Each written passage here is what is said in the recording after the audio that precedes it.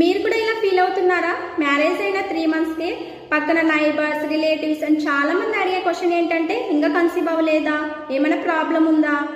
ఇలా అడగడం వల్ల మనలో తెలియకుండానే స్ట్రెస్ పెరిగి అది డైలీ టెన్షన్, ప్రెషర్, ఎక్స్పెక్టేషన్ ఇవన్నీ ఆటోమేటిక్గా మన మైండ్ అండ్ బాడీకి ఎఫెక్ట్ అవుతాయి. హాయ్, నా పేరు జ్యోతి Hari, holistic motherhood wellness కోచ్ని.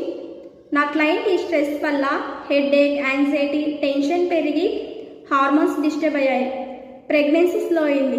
Everyday pressure వల్ల తను చాలా బర్డెన్గా ఫీల్ అయ్యేది.